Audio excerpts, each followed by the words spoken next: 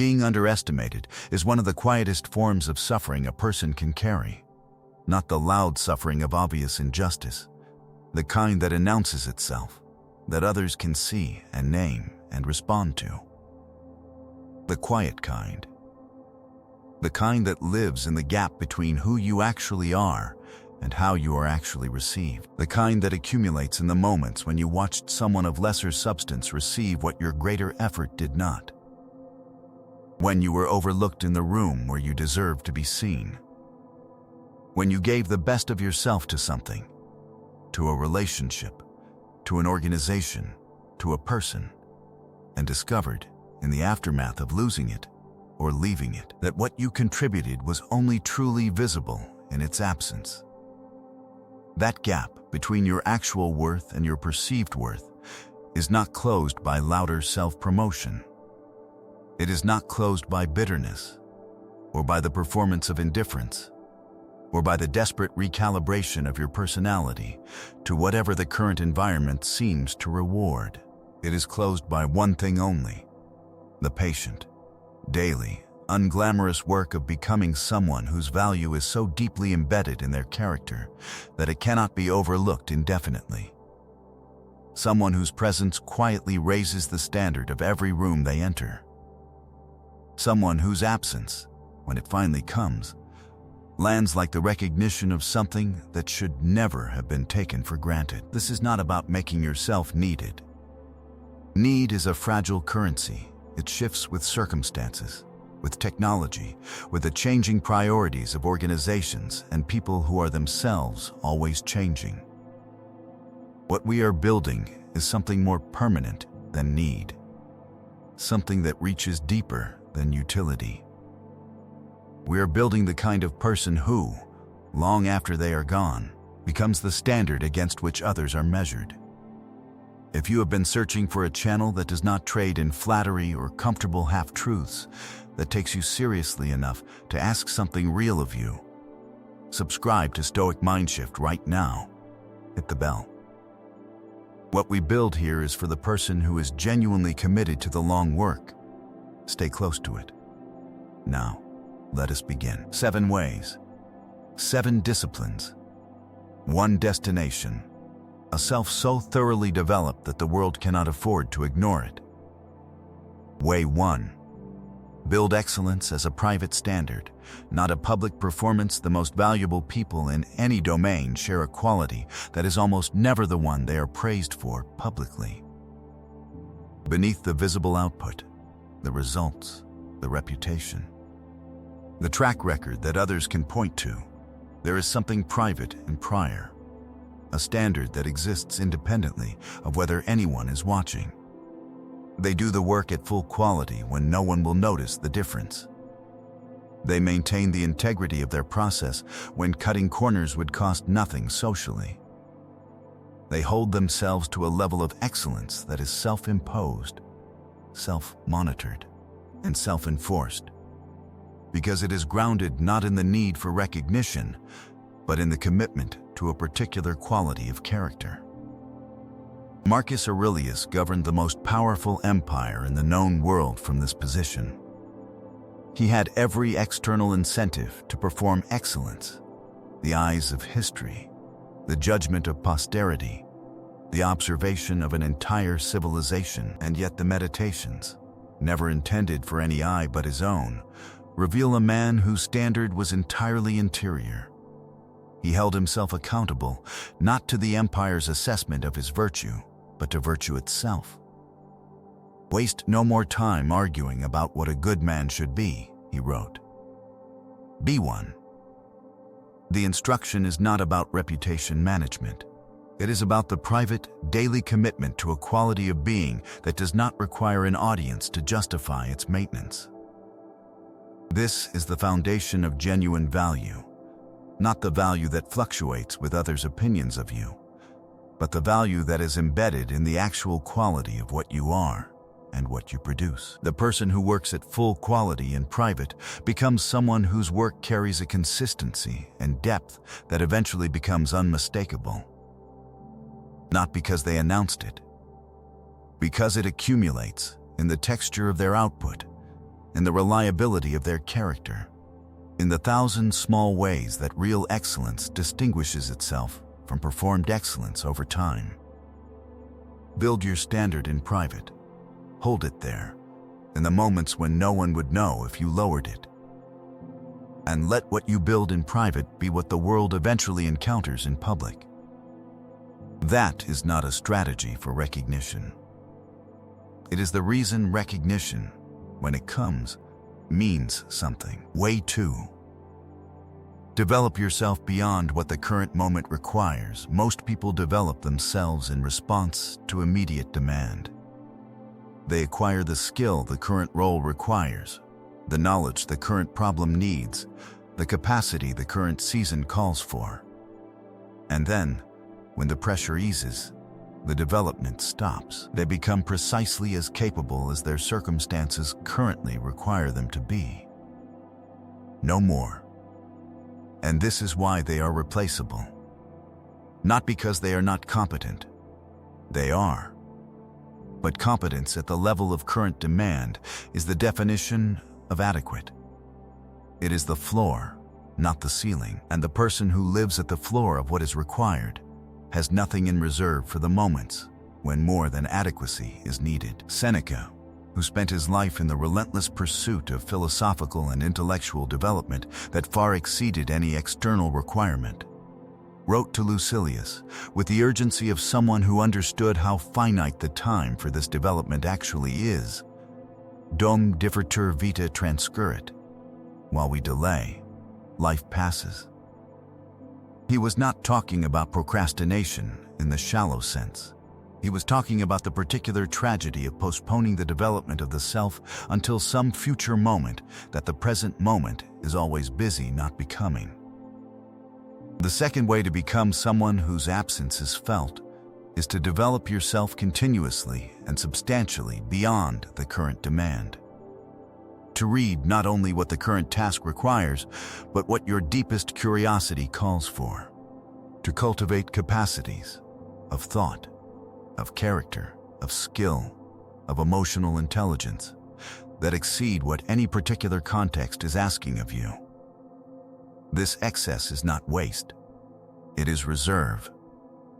It is the depth from which the genuinely valuable person draws in moments of genuine challenge, when the problem is harder than anyone expected, when the situation requires someone who has been somewhere that adequate preparation cannot reach. Epictetus developed himself into the most celebrated teacher of his age, not because his circumstances required it. A freed slave in Roman society had no such requirement, but because the commitment to development was, for him, the meaning of a life well lived. Seek not the good in external things, seek it in yourselves. The good he was pointing at, the genuine, durable good, is the developed self. The self that is invested in its own depth. Invest in that, continuously, beyond what is immediately required. The reserve you build will eventually be precisely what someone needed, precisely when they needed it. And the recognition of that, when it comes, is the kind that does not fade. Way 3. Master the rare art of genuine reliability. Reliability is spoken of often and practiced rarely. Not because people are dishonest, but because genuine reliability, the kind that holds in the hard moments, requires something most people have not developed: the capacity to honor a commitment when honoring it is costly. It is easy to be reliable when everything goes according to plan, when the circumstances cooperate, when the energy is available, when the cost of following through is low. Every adequate person can manage this. What separates the genuinely valuable person is reliability when it is difficult, when the circumstances have changed, when the energy is not there, when following through requires sacrifice that could be avoided with a plausible excuse. Marcus Aurelius placed reliability, the alignment between word and action, between intention and execution, at the center of what it meant to live with integrity. If it is not right, do not do it, he wrote. If it is not true, do not say it. The negative framing is instructive. The discipline begins not with grand commitments honored heroically, but with the refusal to make commitments that cannot be honored, followed by the unconditional honoring of the ones that are made. The person who does this consistently, without fanfare, across years, becomes something rare in any human environment, a fixed point. A person in whose word real weight can be placed. A person whose yes means yes and whose no means no, and who therefore does not require the management and verification and follow-up that consumes so much of the energy of organizations and relationships. Epictetus was blunt about the cost of the alternative. Never promise more than you can perform. Not as caution about overcommitment, as a recognition that the credibility built through consistent follow-through is one of the most valuable assets a person can possess, and that it is destroyed far more quickly by a single broken promise than it is built by a dozen kept ones. Build the reputation of reliability not through announcement, but through the daily practice of doing what you said you would do, at the quality you implied by the time you committed to. Not most of the time. As a standard that admits no exceptions without genuine cause. People remember this. They remember it long after the specific instances have faded. They carry forward a felt sense of who you are, and the person who has built that felt sense through years of genuine reliability is the person whose absence, when it comes, creates a problem that cannot simply be filled by a replacement of equivalent credentials. Way 4. Cultivate the capacity to make those around you better. There is a quality possessed by the most genuinely valuable people in any environment that is almost impossible to list on a resume and almost impossible to miss in person. They make the people around them better. Not through formal mentorship necessarily, not through deliberate instruction or explicit development programs. Through something subtler and more powerful, the raising of the standard that their presence quietly imposes, the quality of thinking they model in how they approach problems, the integrity they demonstrate in how they handle difficulty, the care they bring to the work that makes everyone else's carelessness slightly more visible and slightly more uncomfortable. Marcus Aurelius was shaped by this quality in others before he ever had the opportunity to express it himself. In the opening pages of the Meditations, he spends remarkable time cataloging what he learned from each person who mattered to him. Not their formal teachings, but the lived example of how they moved through the world. From his grandfather, gentleness and patience. From his adoptive father, the model of a leader who did not require applause. From his teachers, the demonstration that philosophy was not an academic exercise, but a daily practice. He understood that the most powerful transmission of value is not spoken. It is embodied. And the person who embodies something of genuine quality changes the people around them simply through the sustained fact of their presence. Seneca expressed this dimension of value with characteristic directness. Recede in tipse et quantum potis, cum his versare quita meliorum acturi sunt. Eos admite quos tu meliorum facturus es. Retreat into yourself and associate as much as possible with those who will improve you, but also welcome those whom you yourself are capable of improving. The exchange is mutual, and the person capable of both sides of it, capable of genuine development and of genuinely developing others, is the person any environment loses at significant cost. Ask yourself honestly, when you are at your best, do the people around you rise to meet you?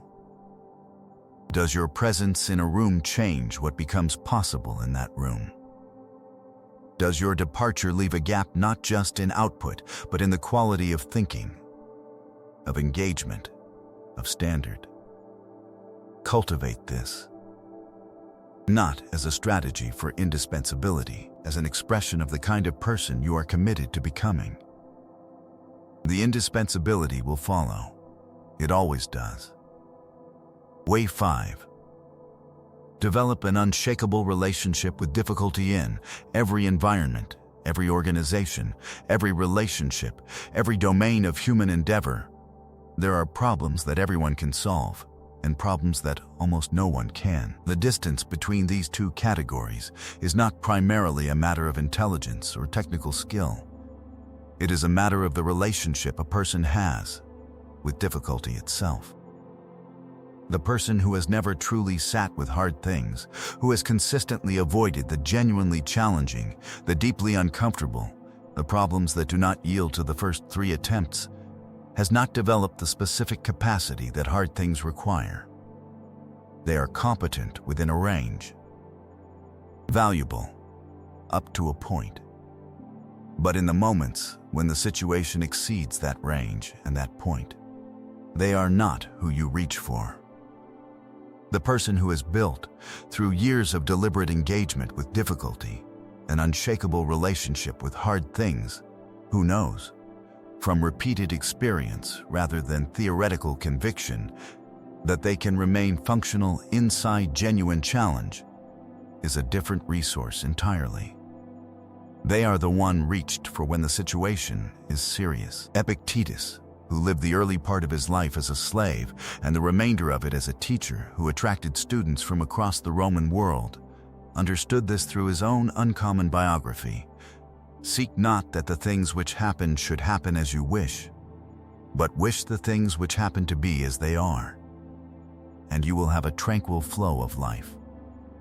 This is not passive acceptance. It is the active cultivation of a relationship with reality as it is, including the hard parts of it, that produces a person who is not destabilized by difficulty, because difficulty has become, through long practice, familiar territory. The Stoic practice of premeditatio malorum, deliberately imagining and preparing for the worst, was not an exercise in pessimism. It was the deliberate rehearsal of difficulty so that its actual arrival found a prepared mind rather than a shocked one. The person who has already sat with the worst-case scenario, who has already asked and answered the question of how they would respond, does not collapse when the scenario arrives.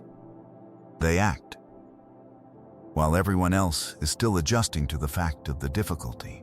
The prepared person is already inside it, already working.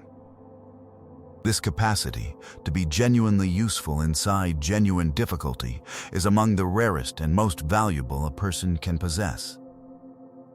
Build it by choosing the hard thing when the easy thing is available, by staying with problems longer than is comfortable, by developing, through repeated exposure, the confidence that comes not from the belief that you can handle things, but from the evidence that you have.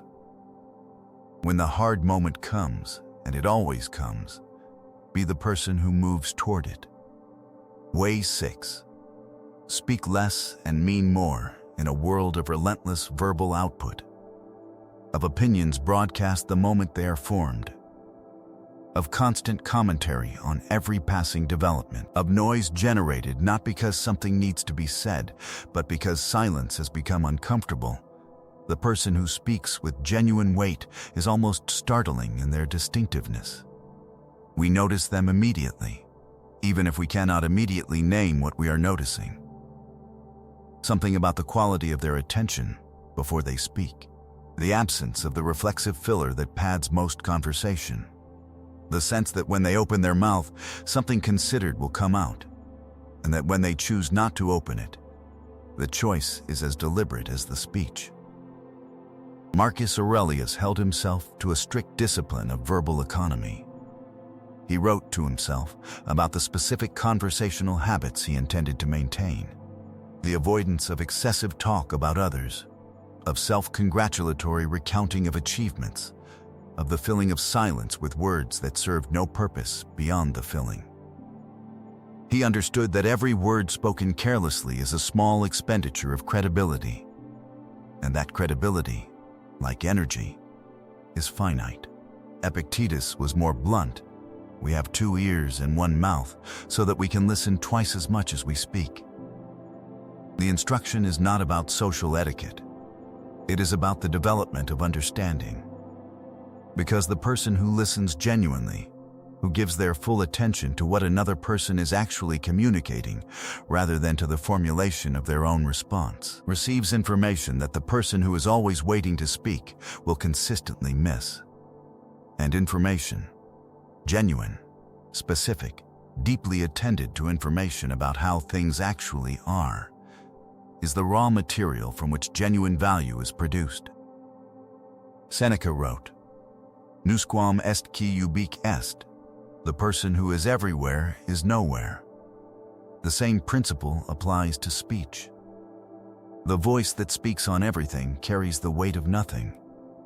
The voice that speaks selectively, that chooses its moments with care, that says what it means and means what it says, and stops when it has said it, carries an authority that volume alone can never produce. Practice the economy. Let more things go unsaid than feels natural. Develop the capacity to be comfortable in silence, your own and others. Speak when you have something that genuinely serves the moment.